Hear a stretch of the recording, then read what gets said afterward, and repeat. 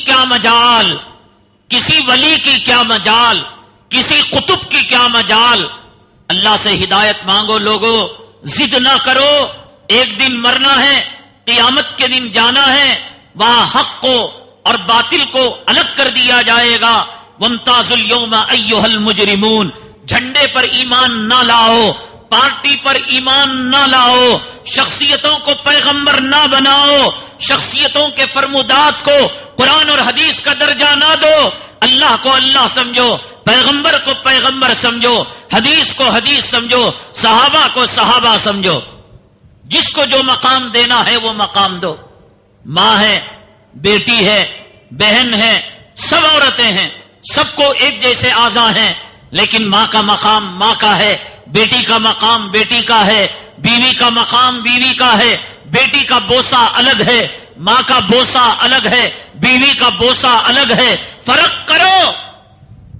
اسے بھی وہی چیز، اسے بھی یہی چیز، اس کا بھی بوسہ وہی، اس کا بوسہ بھی وہی. ماں کے بوسے کو اگر کوئی شہوت سے لے، کیا وہ نسل حرامی نہیں ہے؟ کیا بیٹی کے پیشانی پر بوسہ دیتے ہوئے اگر کسی باپ کی شہوت قابو سے باہر ہو جائے، کیا حیوانی درندہ نہیں ہے؟ فرق نہیں ہے.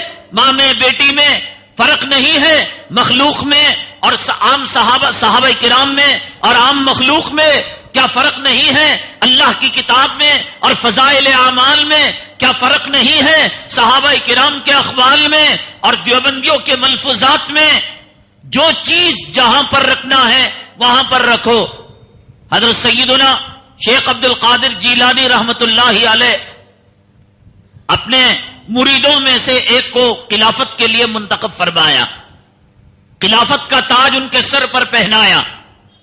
تو کہنے لگے کہ حضرت کچھ نصیحت کیجیے. فرمایا کہ خدائی کا دعویٰ نہ کرنا اور نبی کا دعویٰ نہ کرنا. پریشان ہو گئے حضرت. آپ کی چپل سیدھی کرتا رہا، آپ کی خدمت میں رہا، اب آپ کے یہاں سے نکل کر میں فرعون بن جاؤں گا جو خدائی کا دعویٰ کروں؟ آپ کے دربار سے نکل کر میں مسیلمہ کذاب بن جاؤں گا، غلام احمد قادیانی بن جاؤں گا جو نبوت اور رسالت کا دعویٰ کروں؟ کہا کہ بیٹا یہ بات نہیں ہے. دیکھو یہاں سے جانے کے بعد تمہیں مجلسوں میں واعظ و نصیحت کرنے کا موقع آئے گا، تمہیں دعوت و تبلیغ کا فریضہ انجام دینے کا موقع آئے گا. اگر کوئی بات ایسی تم نے زبان سے کہہ دی جو خدا کے مزاج کے خلاف، قرآن کے خلاف، حدیث کے خلاف ہو، اڑنا نہیں. اس لیے کہ کلاموں میں سب سے سچا کلام اللہ کا کلام ہے جو جھوٹا نہیں ہو سکتا. اگر تم نے کوئی بات کہہ دی اور اسی بات پر اڑے رہے تو گویا تم نے خدائی کا دعویٰ کیا. اور بات کرتے ہوئے کوئی بات معاشرے کے موافقت میں آ کر کمپرومائز کر کر صلح کرنے کے لیے تم دب کر تم نے کوئی بات کر دی اور وہ بات مزاج شریعت کے خلاف ہے، علماء نے تمہیں متنبہ کیا تو تم نے حکم بدل دیا. حکم بدلنے کا اختیار تمہیں نہیں ہے. پیغمبر اللہ کے حکم سے حکم کو بدلا کرتا ہے، اپنی مرضی سے نہیں بدلا کرتا. ان ہوا الا وحی یوحا، کہ جب اس پر وحی آتی ہے اس وحی کے مطابق وہ حکم کو بدلا کرتا ہے. نہ تم خدا بنو نہ تم پیغمبر بنو. مطلب خدا اور پیغمبر کے علاوہ ہر ایک کی بات کو سوچنے اور سمجھنے کی کیپیسٹی رکھنا چاہیے. میں نے جو بات کہی اندھے ہو کر نہ گرو.